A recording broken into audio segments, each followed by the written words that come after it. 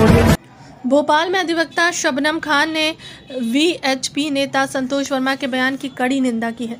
भोपाल हाल ही में वीएचपी नेता संतोष शर्मा द्वारा दिए गए इस विवादित कथन की इस्लाम आतंकवाद को लेकर राजधानी में तीखी प्रक्रिया सामने आई है। अधिवक्ता शबनम खान ने इस बयान को अत्यंत आपत्तिजनक, संवैधानिक मूल्यों के विरुद्ध, आपराधिक प्रकृति का और सामाजिक सौहार्द को भंग करने वाला बताया है। शबनम खान ने कहा कि आतंकवाद एक अपराध है, किसी धर्म की पहचान नहीं। इस्लाम सहित कोई भी धर्म हिंसा, आतंक या नफरत का समर्थन नहीं करता। उन्होंने कहा कि ऐसे गैर जिम्मेदाराना बयान समाज में विभाजन पैदा करते हैं और लोकतांत्रिक ताने बाने को नष्ट करते हैं।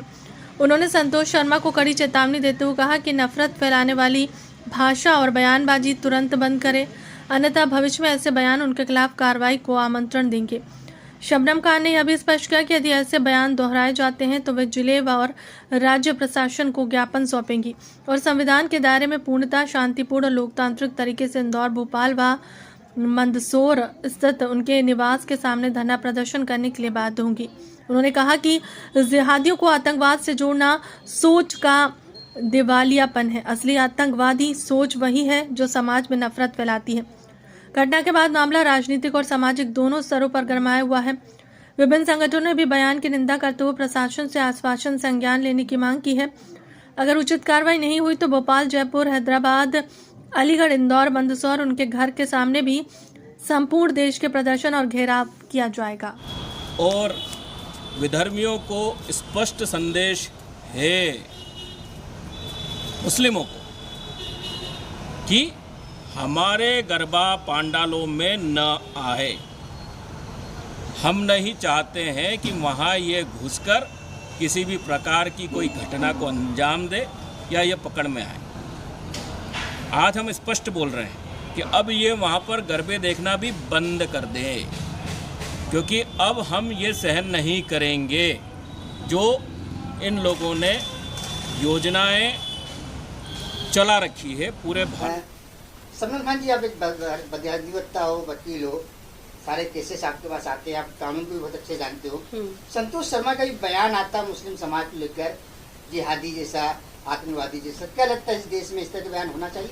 बिल्कुल नहीं। इस तरह के बयान जो विश्व हिंदू परिषद के नेता हैं संतोष शर्मा जी, जो ये बयान दे रहे हैं बहुत ही गलत तरीके से दे रहे हैं। ये सिर्फ अपनी राजनीति चमकाने के लिए इस तरह के बयान दे रहे हैं और जो हमारी गंगा जमनी तहजीब है इसको ये खराब करने की कोशिश कर रहे हैं।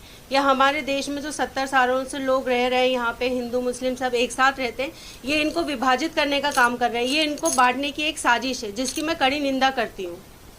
क्या लगता है इस प्रकार के बयान हमारे देश में कहने की शांति भंग करने का प्रयास भी करते हैं? हाँ, ये जो इस तरह के बयानबाजी की जाती है हमारे देश की शांति को भंग करने की बिल्कुल कोशिश की जा रही है। एक साजिश है जो हमारे समाज में हमारे जो देशवासी रहते हैं उनको बांटने का एक साजिश के तहत ये अपने बयानबाजी कर रहे हैं। इस सरकार को ऐसे बयानों पर सख्ती अपनाना चाहिए, ऐसे नेताओं पर कार्रवाई करनी चाहिए। हाँ, सरकार को बिल्कुल उनके अगेंस्ट में कार्रवाई करना चाहिए और उनको इस तरह की बयानबाजी देने से रोका जाना चाहिए।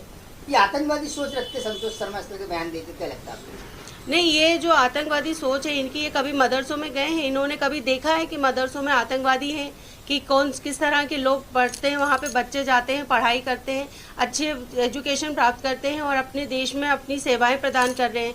ये कभी वहाँ पे गए नहीं है और आतंकवाद कह देते हैं, ये बहुत ही गलत है।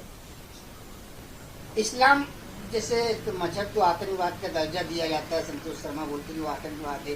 क्या लगता है इस्लाम ऐसा धर्म है? इस्लाम बहुत ही मोहब्बत वाला धर्म है, बहुत पाकीज़ी वाला धर्म है। ये कोई आतंकवादी धर्म नहीं है।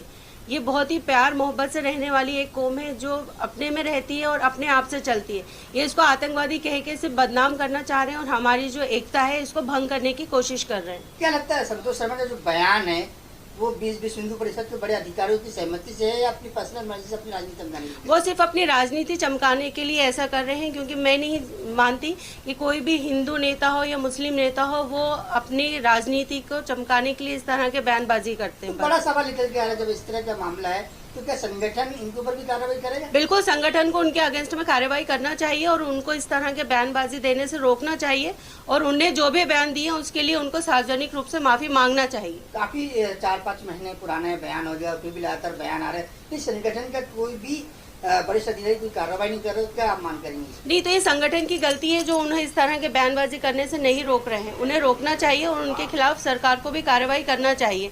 वो जो समाज को बांटने की कोशिश कर रहे हैं उसको जो है रोकना चाहिए। मुस्लिम समुदाय पर लगातार निशाना साधते आ रहे हैं, क्या लगता है अब हमारा देश वतन की ओर जा रहा है?